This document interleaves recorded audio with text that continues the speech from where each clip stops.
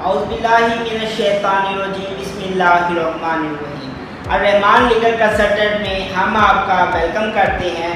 Today we are going to tell you about the circumstances in which civil court can dispose of civil suit at first hearing۔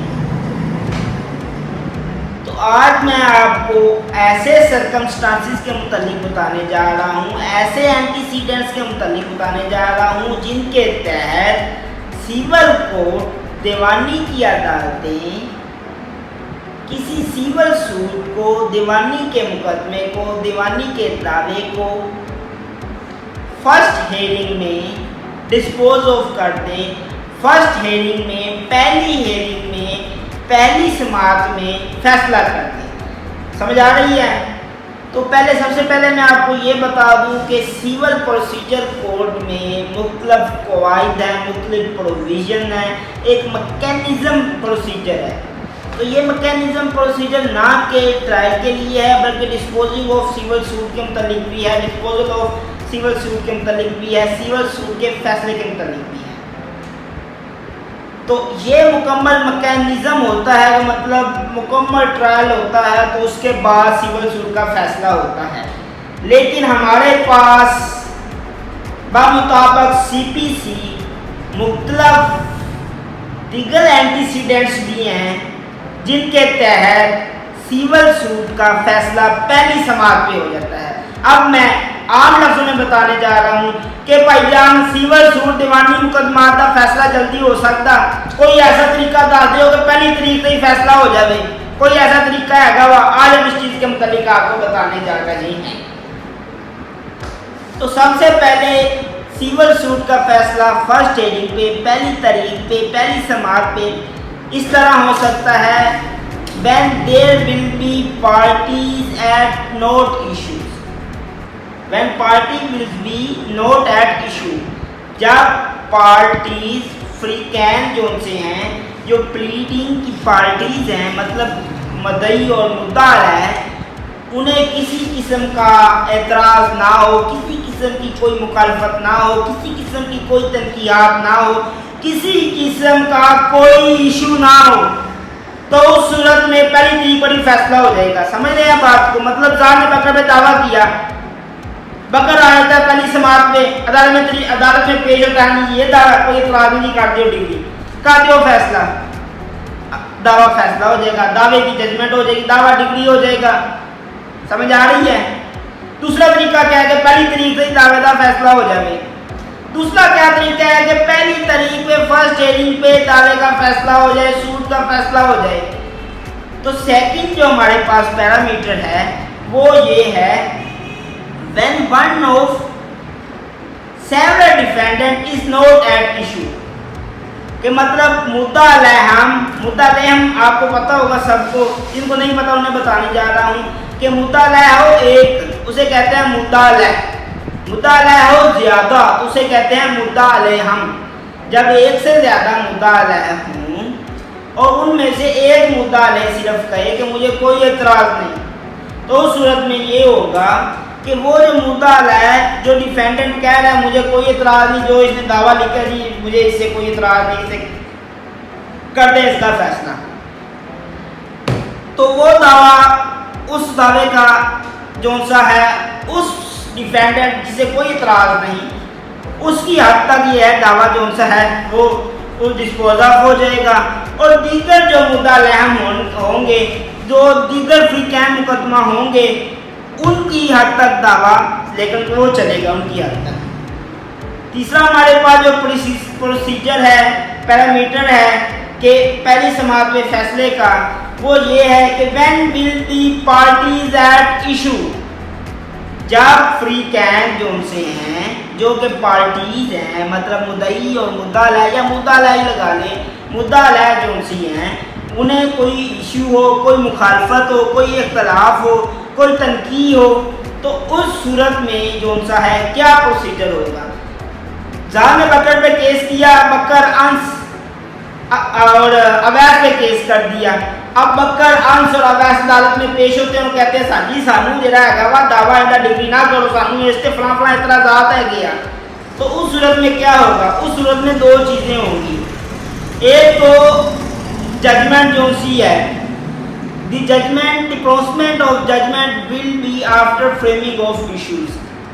تنقیحات کو ترتیب دینے کے بعد، تنقیحات کو وضع کرنے کے بعد، مطلب ایشوز کی فریمنگ کے بعد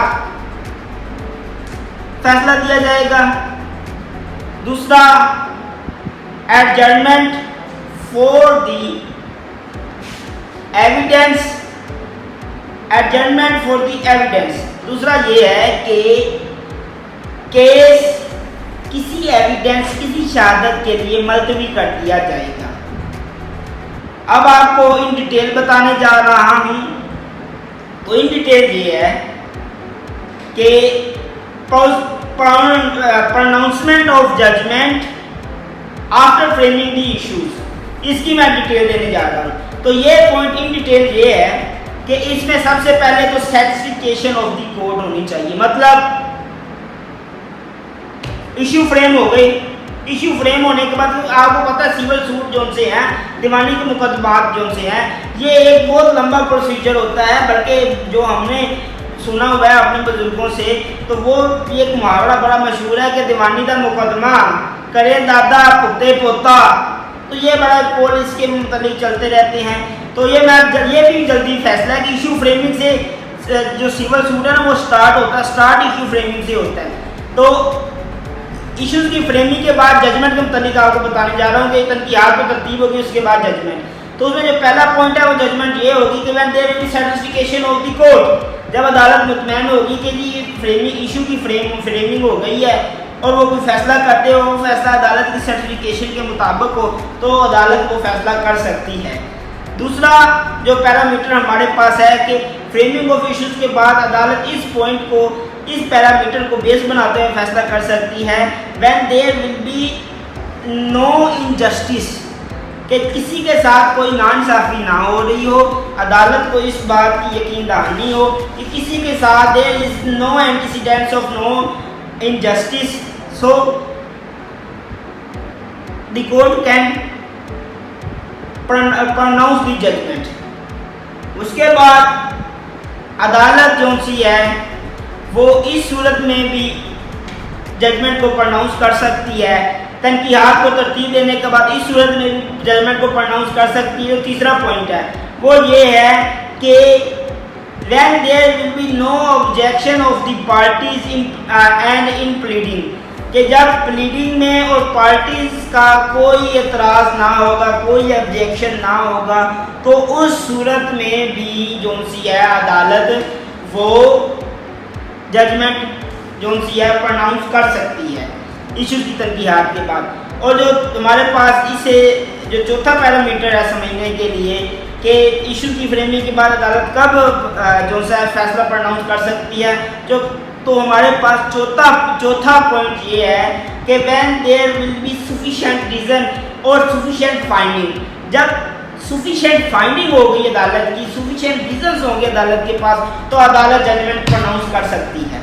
اس کے بعد جو اگلا پوائنٹ ہے کہ پرناؤنسمنٹ آف ججمنٹ ان کیس کو، جو ہم مین پوائنٹ جو ہمارا ہے، جو ہم نے مین پوائنٹ آج مین پوائنٹ دو حصوں میں ڈیوائڈ کیا نا، کہ مین پوائنٹ ہمارا جو تھا وہ آپ کو پتہ ہی ہے نا کہ جب عدالت، جب پارٹیز کو ایشو ہوگا when there will be issue، ٹھیک ہے، اور when there will be parties at issue، تو اس صورت میں کیا ہوگا؟ تو وہ ہم نے بتایا کہ یا تو جو سا ہے دعویٰ وہ تنقیحات کو ترتیب دینے کے بعد، ایشو کو فریم کرنے کے بعد دعوے کا فیصلہ ہو جائے گا، یا پھر دوسرا ہم نے بتایا تھا کہ ایڈجرنمنٹ فور دی ایویڈنس.